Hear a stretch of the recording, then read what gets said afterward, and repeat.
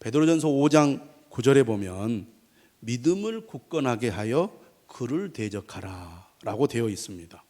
고난의 때일수록 더 믿음이 필요하고 더 믿음이 중요하다는 얘기죠. 믿음을 굳건하게 하여 마귀를 대적하라 이렇게 권면하면서 10절에서 격려합니다. 하나님께서 잠깐 고난을 당한 너희를 친히 온전하게 하시며 굳건하게 하시며 강하게 하시며 터를 견고하게 하시리라. 믿음의 사람들이 고난 가운데서 믿음을 굳건하게 하기 위하여 힘쓰고 애쓸 때 하나님께서 그러한 믿음을 보호해 주시고 지켜주실 것이라는 말씀입니다. 우리가 힘들고 어려울수록 하나님을 의지하고 하나님을 가까이 하면 하나님께서 우리에게 더욱 힘을 주셔서 고난의 때를 잘 견뎌내고 이기도록 해주신다는 말씀입니다. 흔들리지 않는 굳건한 믿음을 가져라. 이것이 베드로전서의 주제라고 할 수가 있겠습니다.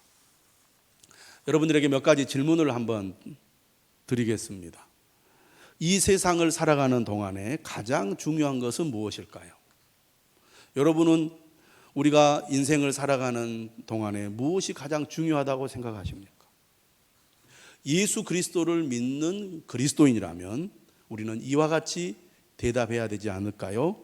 예수 그리스도를 믿는 것이 우리 인생에서 가장 중요한 것입니다.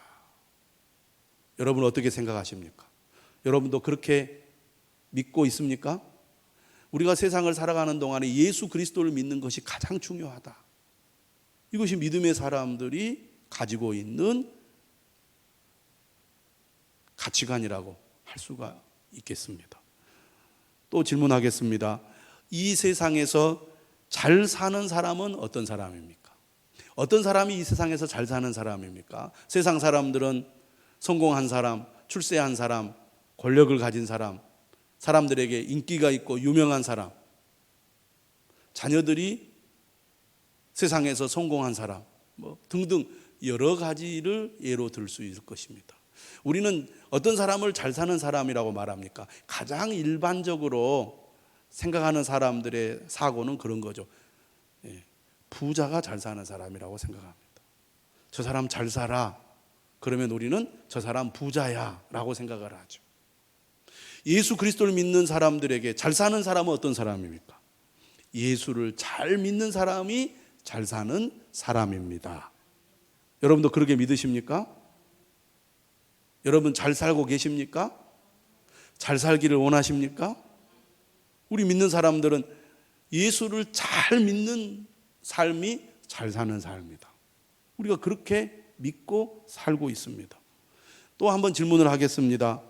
우리 자녀들에게 물려주어야 할 최고의 유산은 무엇입니까? 벌써 답이 나왔죠.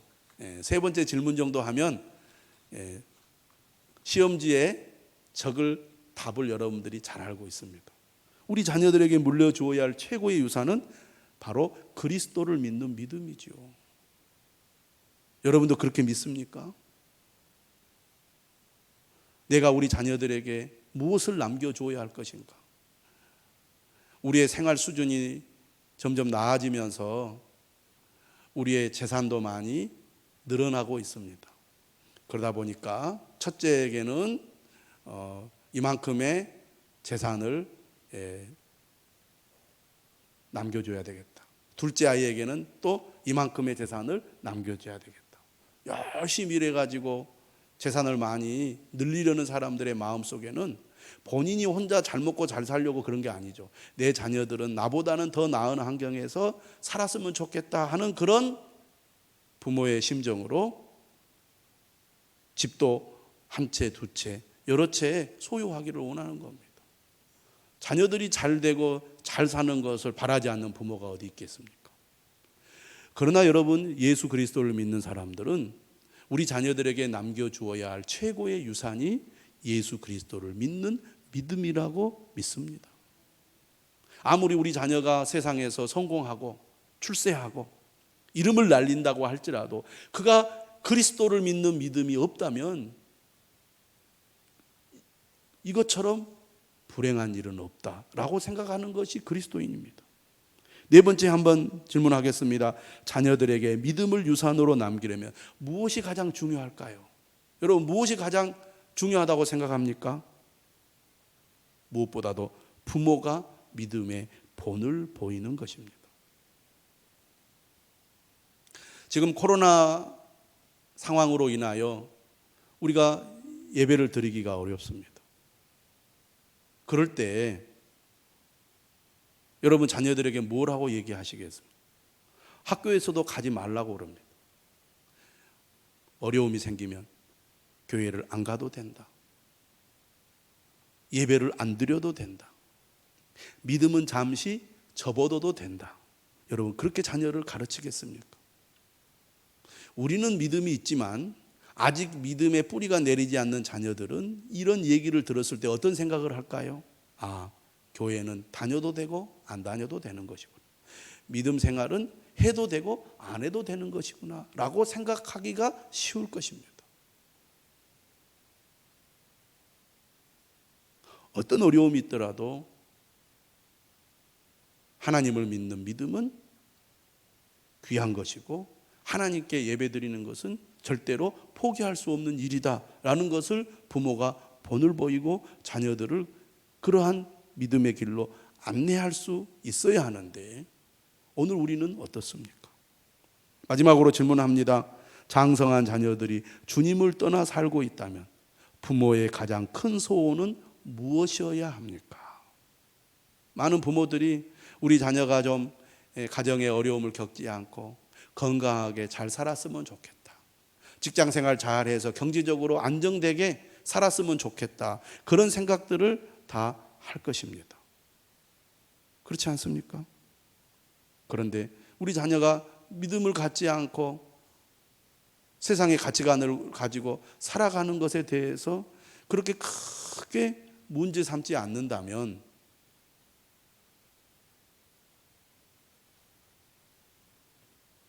우리가 진정으로 그리스도인이라고 할 수 있을까요? 이런 질문을 던지고 싶습니다. 부모의 가장 큰 소원은 무엇이어야 합니까? 자녀들의 믿음 회복이죠.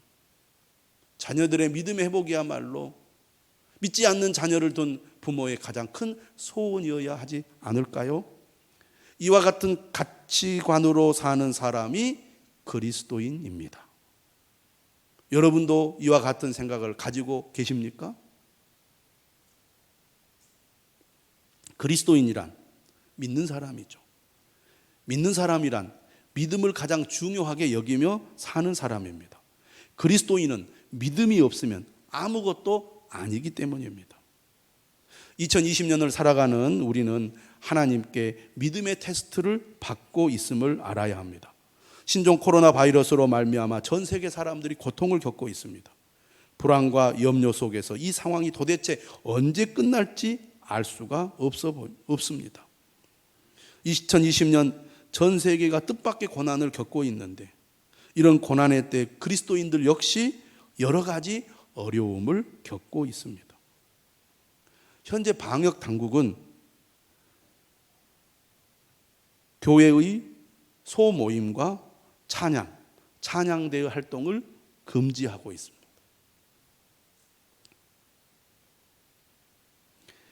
이러한 방역 당국의 지침을 우리가 어떻게 받아들여야 할까요? 오늘 아침에도 문자를 여러 개 받으셨을 겁니다. 전남도청에서도 왔죠.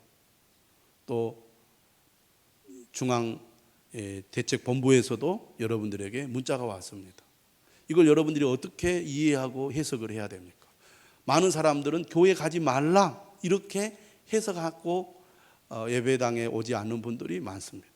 또 어떤 분들은 그럼에도 불구하고 우리가 방역 지침을 준수하는 가운데 예배 또한 우리가 포기할 수 없다라고 생각하고 이 자리에 나온 분들도 있을 것입니다. 이러한 방역 당국의 지침을 우리가 접하면서 두 가지 생각이 나누어집니다. 이런 조치가 당연한 거지. 교회에서 늘 문제가 생긴 거 아니야? 적극적으로 협력해야 돼 라고 생각하는 분들도 있습니다. 그런데 반대로 이렇게 생각하는 분들도 있어요. 그래도 너무 심하지 않는가? 과잉 대응 아니냐? 편파적이다. 강력한 사회적 거리두기 할 때도 이러지 않았는데 지금은 생활 속 거리두기, 느슨한 이 거리두기를 하고 있는 이런 상황에서 교회에게 너무 편파적으로 강한 탄압을 하고 있다라고 생각하는 사람들도 많이 있습니다. 어떻게 하는 것이 그리스도인으로서 올바른 선택인지 혼란스러운 것이 사실입니다. 지금 당국이 금지하고 있는 사항은 교회 활동의 핵심적인 요소예요. 사실은 이러한 문제들 앞에 우리는 어떤 태도를 취해야 되고 어떤 생각을 가져야 될 것인지 우리가 깊이 고민해 보지 않을 수 없는 것이 사실입니다. 베드로전서 2장 13절에서 14절의 말씀을 보면 이렇게 말하고 있죠. 인간의 모든 제도를 주를 위하여 순종하되 혹은 위에 있는 왕이나 혹은 그가 악행하는 자를 징벌하고 선행하는 자를 포상하기 위하여 보낸 총독에게 하라, 이렇게 되어 있습니다. 지금 베드로는 고난의 때에 성도들에게 믿음을 격려하기 위해서 이 편지를 썼습니다. 그 가운데 이 말씀이 있는 거예요. 인간의 모든 제도를 주를 위하여 순종하라. 이 말씀에 비춰보면 우리가 국가나 정부, 방역 당국의 지침을 따르는 것이 맞죠. 그들의 역할이 무엇입니까? 공공의 이익을 위한 것입니다. 국민들의 건강과 생명을 지키기 위해서 이러한 조치를 하는 것이죠. 이러한 지침에 우리 그리스도인들도 국민으로서 시민으로서 협력하고 따라줘야 된다고 믿습니다.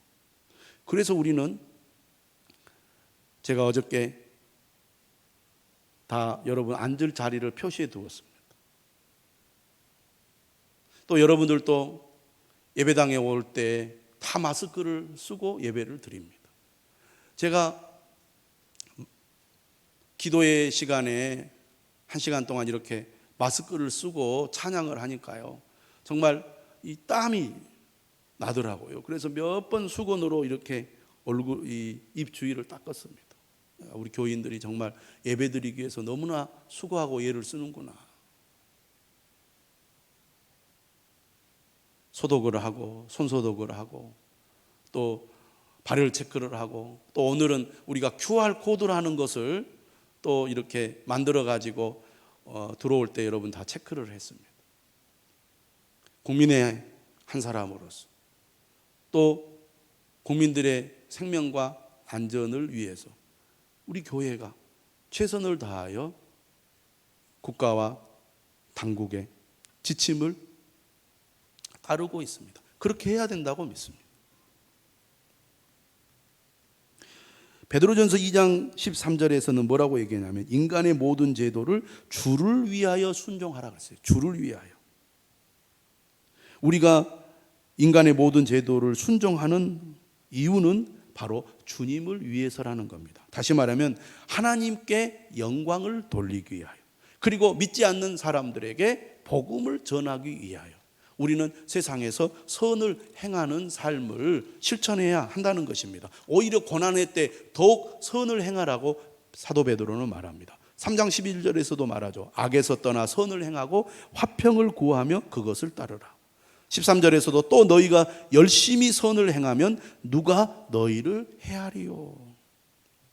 예수님께서도 마태복음 5장 16절에서 말씀하셨죠. 이같이 너희 빛이 사람 앞에 비치게 하여 그들로 너희 착한 행실을 보고 하늘에 계신 너희 아버지께 영광을 돌리게 하라. 그리스도인들이, 교회가 공공의 안녕과 이익을 위해서 적극적으로 협력하는 것은 바람직한 일이고 마땅히 해야 될 일이라고 믿습니다. 하나님의 말씀에 비추어 볼 때. 하지만 당국의 지침을 따르는 것과 하나님을 따르는 것이 서로 충돌할 경우에는 어떻게 하겠습니까? 이런 일이 현실 가운데서 일어나고 있다는 게 문제지요. 믿음의 삶을 사는 것과 국민으로서 시민으로서 의무를 다하는 것이 서로 잘 병행이 되면 얼마나 좋겠습니까마는 실제로는 이러한 문제들이 충돌하는 일들이 자주 생기는 것이 현실입니다. 사도행전 4장 19절에 보면 공회에 붙잡힌 베드로와 요한이 공회원들 앞에서 이렇게 얘기하죠. 하나님 앞에서 너희의 말을 듣는 것이 하나님의 말씀을 듣는 것보다 옳은가 판단하라. 하나님의 뜻을 따르지 못하도록 억압하고 탄압한다면 그리스도인들은 기꺼이 거기에 저항할 필요가 있죠.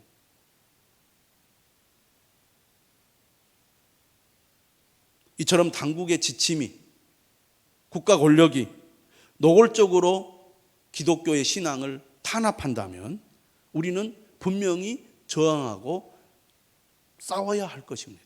이렇게 노골적인 탄압은 우리의 선택이 분명하고 쉽습니다.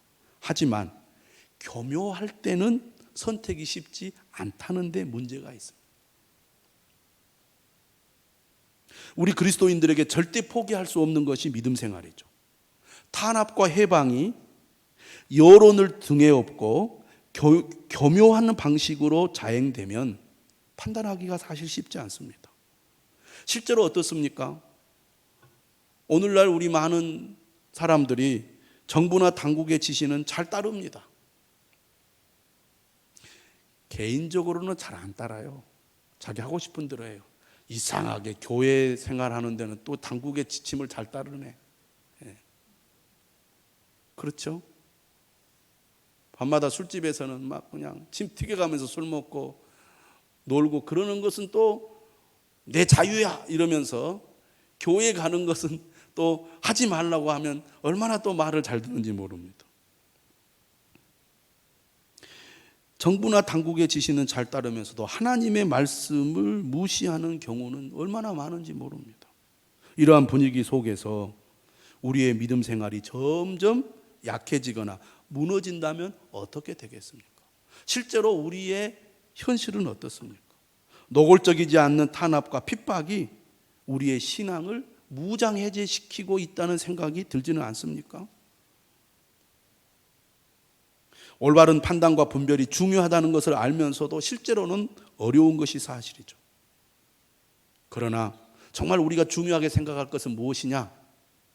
이런 고난의 때, 혼란스러운 때, 지금 나의 믿음의 상태가 어떤가? 내 믿음의 현주소가 어떤가를 깊이 생각하고 우리가 진단해야 할 때라고 믿습니다. 진정한 믿음은 고난의 때에 빛을 발합니다.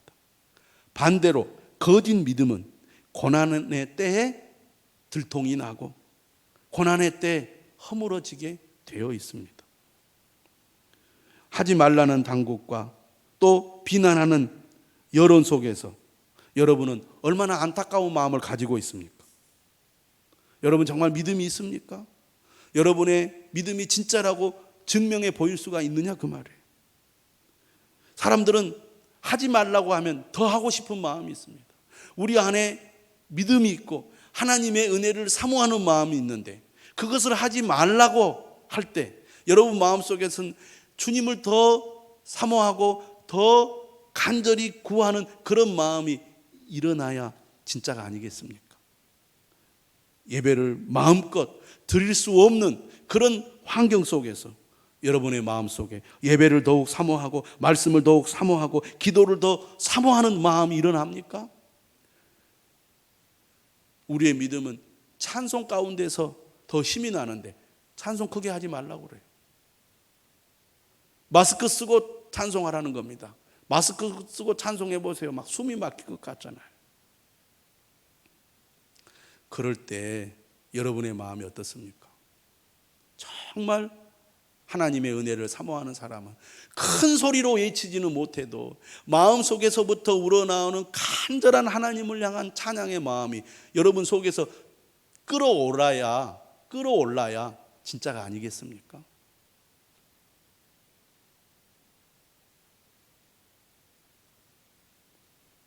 고난의 때 우리 믿음은 하나님 앞에 테스트를 받고 있습니다.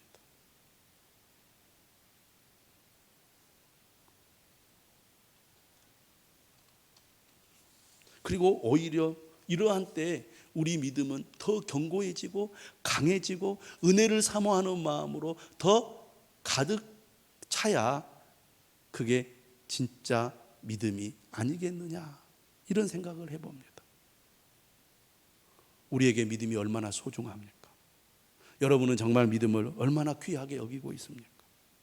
오늘 1장 3절은 이렇게 시작합니다. 우리 주 예수 그리스도의 아버지 하나님을 찬송하리로다. 하나님의 은혜를 아는 자는 찬송하지 않을 수가 없습니다. 하나님의 은혜를 아는 자는 예배를 포기할 수 없어요. 하나님의 은혜를 아는 자는 예배를 더 사모하게 됩니다. 방역 당국의 지침을 교회 가지 마, 예배 드리지 마 라고 해석하는 사람도 있지만, 우리는 이러한 어려움 속에서도, 그리고 국민으로서 방역 당국의 지침을 준수하면서도 우리에게 생명과 같은 예배를 우리는 포기할 수 없어요. 이런 안타까운 마음으로 주님의 전을 찾는 사람, 이 사람이 믿음의 사람이 아닐까요? 오늘 사도 베드로는 왜 찬송하고 있습니까? 찬송의 이유가 어디에 있습니까? 3절에 이렇게 말합니다. 그의 많으신 긍휼대로. 하나님은 긍휼이 많으신 분이에요. 하나님의 긍휼이 아니었으면 어떻게 우리가 하나님의 자녀가 될 수 있었겠습니까? 어떻게 오늘 우리가 이 자리에서 하나님을 아버지라고 부르며 하나님의 은혜 아래 거할 수 있겠습니까? 긍휼이 많으신 하나님의 그 어마어마한 사랑 때문에 우리는 놀라운 구원의 은혜를 받았기 때문에 고난의 때 하나님을 찬양하지 않을 수 없다, 하나님을 찬송하지 않을 수 없다고 사도 베드로는 말하고 있습니다. 긍휼이 많으신 하나님께서 무슨 일을 하셨습니까? 예수 그리스도를 죽은 자 가운데서 부활하게 하셨습니다. 그리고 우리를 어떻게 하셨어요? 거듭나게 하셨다고 그랬어요. 거듭나다는 말은 새 생명을 얻었다는 말입니다. 잘 생각해 보세요. 고난은요, 죽음의 그림자예요. 지금 초대교회 때 그리스도인들은 고난을 겪고 있습니다. 그리고 베드로 사도가 이 편지를 쓴 이후에 더 본격적인 고난, 국가적인 차원에서의 핍박과 그리고 탄압이 이제 일어나게 될 것입니다. 많은 사람들이 목숨을 잃어요. 많은 사람들이 죽임을 당합니다. 많은 교회가 파괴가 되겠지요. 고난은 죽음의 그림자가 드리워진 겁니다. 그런데 이 고난의 때 오히려 생명의 역사가 일어난다는 겁니다. 그리스도를 죽은 자 가운데서 부활하게 하신 하나님, 다시 살리신 하나님이 믿는 자들에게도 부활의 생명, 새 생명을 주십니다. 고난의 때 생명의 역사가 나타난다 그 말이에요. 오히려 고난이 클수록 생명의 능력은 더 강하게 나타난다는 거예요. 이처럼 긍휼이 많으신 하나님께서 예수 그리스도를 죽은 자 가운데서 부활하게 하심으로 우리는 거듭나게 되었습니다. 그리고 우리에게 뭘 주셨어요? 산 소망을 주셨어요. 살아있는 소망입니다. 죽은 소망이 아니에요. 그 소망은 어떤 소망입니까? 4절에 말합니다. 썩지 않고 더럽지 않고 쇠하지 아니하는 유업이. 이 유업을 우리를 위하여 하늘에 간직하셨다고 말씀하고 있습니다. 이 세상의 모든 것, 이 세상에서 사람들이 누리는 모든 것은 다 썩게 됩니다. 쇠하게 됩니다. 다 유한한 거예요. 그러나 하나님께서 우리에게 약속하신 유업은 썩지 않고 더럽지 않고 쇠하지 아니하는 영원한 유업이에요. 우리를 위하여 하늘에 간직해 놓으셨다고 말씀하고 있습니다.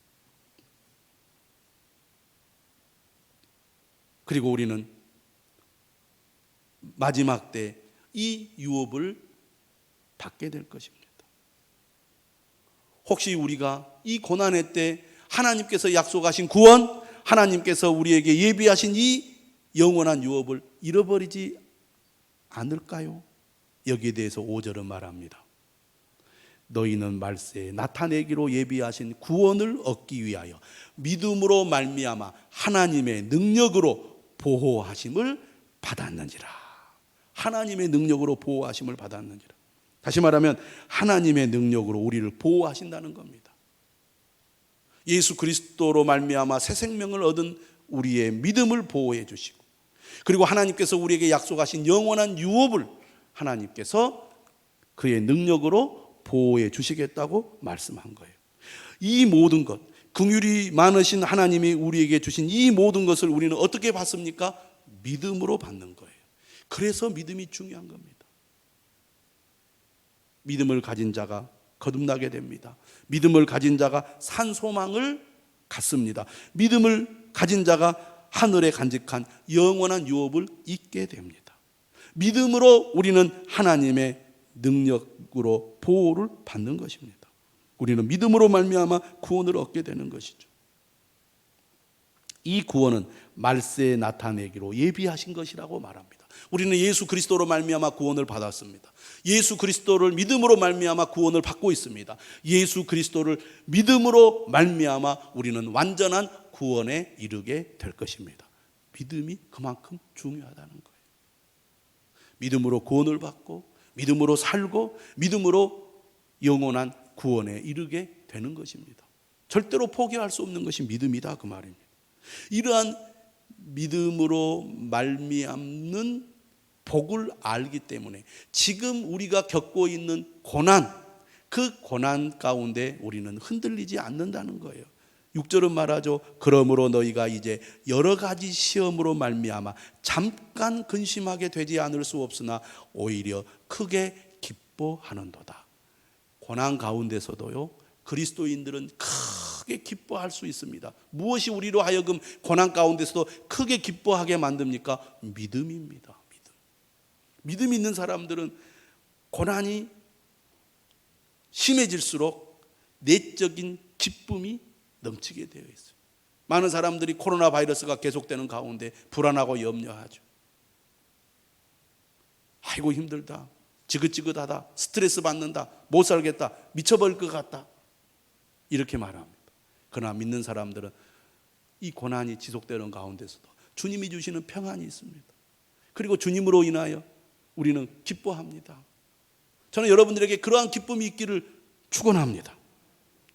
잠깐 근심하게 되지 않을 수 없으나, 사람은 누구나 어려움을 겪으면 고통을 겪게 되어 있죠.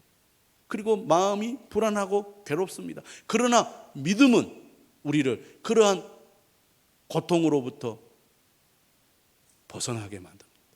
그 고통으로부터 벗어나 큰 기쁨을 누리게 만든다, 그 말입니다.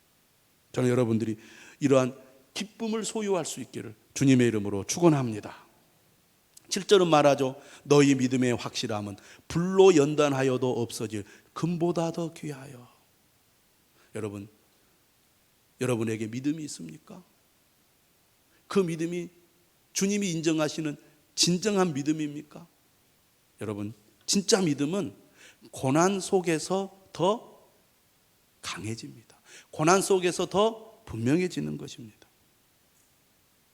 그 믿음이 확실한 믿음, 주님이 인정하는 진정성 있는 믿음이에요. 고난 가운데서 우리는 어떻습니까? 불순물이 다 제거가 되는 거예요. 여러분, 우리가 아무리 믿음이 있다고 해도 우리의 믿음에는요, 불순물들이 많이 있습니다.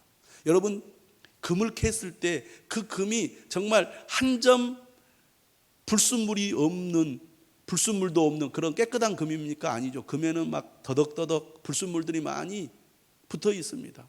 그래서 센 불로 불순물을 녹이면 불순물은 다 이제는 녹아서 사라지고 깨끗한 금만 남습니다. 금이 금다워지려면